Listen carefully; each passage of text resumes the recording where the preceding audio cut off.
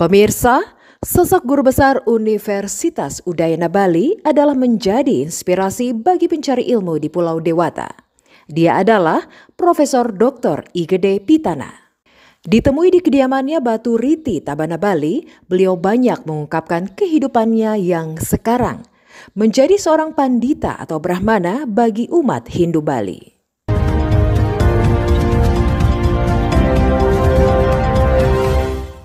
Antusiasme di Kaki Padma Tuhan merupakan buku catatan beliau yang sangat inspiratif untuk menuju kehidupan yang hakiki.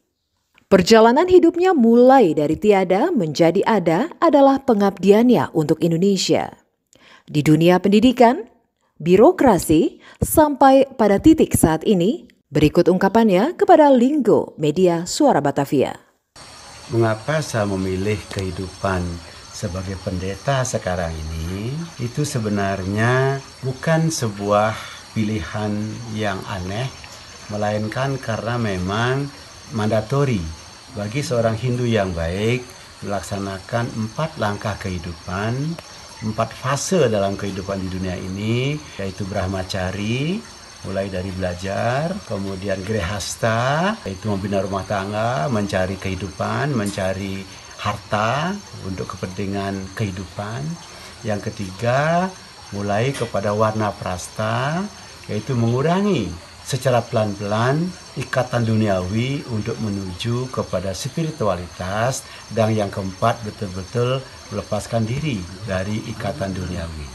Jadi saya mulai pelan-pelan meninggalkan kehidupan hura-hura di dunia dan menekuni kehidupan kependetaan atau kasulinggihan. Dunia pendidikan adalah dunia yang sangat kependetaan.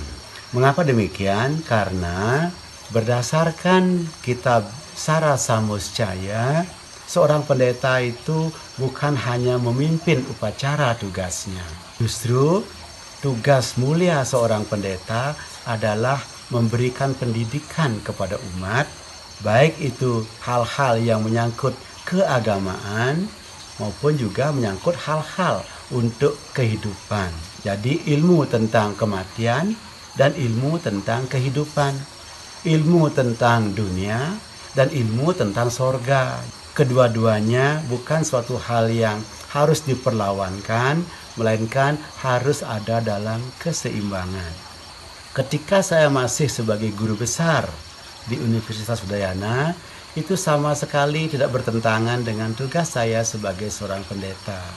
Yang penting, bagaimana kita bisa melakoni kedua-duanya secara harmonis. Kegiatan keagamaan, membina umat dalam arti upacara, tidak boleh mengganggu kegiatan saya sebagai seorang promotor, sebagai seorang pembimbing di universitas. Sebaliknya, kegiatan sebagai seorang dosen termasuk membimbing tidak boleh juga melalaikan kegiatan sebagai seorang pendeta yang harus melayani umat. Jadi kedua-duanya harus diseimbangkan.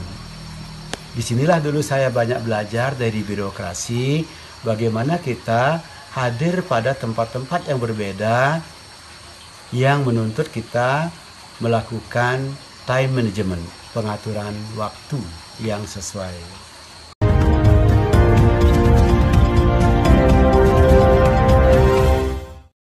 Dalam kehidupan beliau mengungkapkan perbedaan harus selalu diciptakan harmonisasi biar seimbang menjalaninya. Inti dari harmoni adalah keseimbangan. Ketika kita berbicara duniawi, tidak boleh kita 100% duniawi melupakan surgawi. Kita bicarakan dunia surgawi. Tetapi kalau kita bicara hanya soal surga saja, lupa dengan kehidupan dunia, itu juga nggak bagus. Jadi harmoni itu ada pada keseimbangan.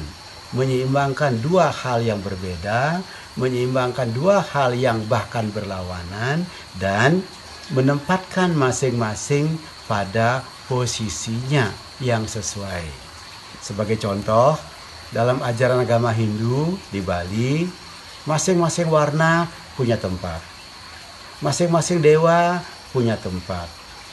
Masing-masing dewa punya angka dan sebagainya. Itu harus ditempatkan pada tempatnya masing-masing. Kita bisa lihat misalnya seperti gambar di atas itu, nanti silakan tunjukkan. Kalau warna putih ya di timur, kalau warna merah di selatan, warna kuning di barat. Jangan diputar-putar, jangan ditukar.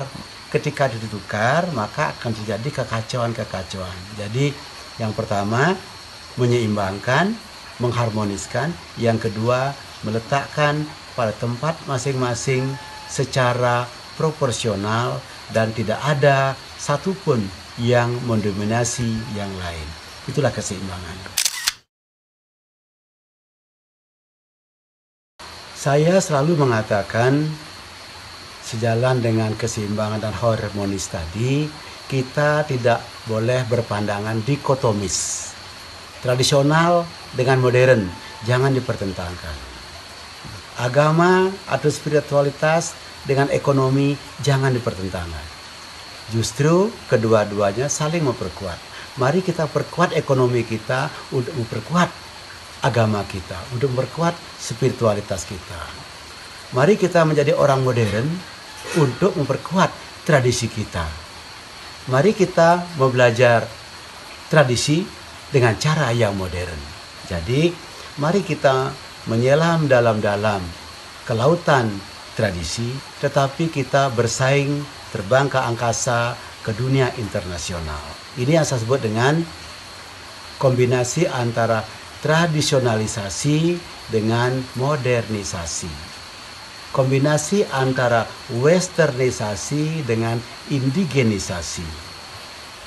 Jangan dipertentangkan dan kedua-duanya bisa berjalan. Dan saya mencontohkan, saya adalah orang modern. Pendidikan, pekerjaan, ekonomi, cara berpikir dan sebagainya. Tapi saya adalah orang tradisional. Saya pendeta di Bali. Saya menyelami upacara, etika sesuai dengan tradisi. Apakah bertentangan? Tidak. Disinilah kita harus mengharmoniskan kedua-duanya. Dan saya berharap, bukan berarti saya jadi contoh, tapi inilah ideologi yang saya anut, yaitu tidak mempertentangkan antara modernitas dengan tradisi, antara ekonomi dengan spiritualitas, antara tradisionalitas dengan teknologi. Jadilah orang yang bermanfaat bagi umat dan tidak perlu mempertentangkan modernitas dan tradisi lokal, jenius, dan modern. Linggo, Vera Katili, Niksi Warta, Suara Batavia.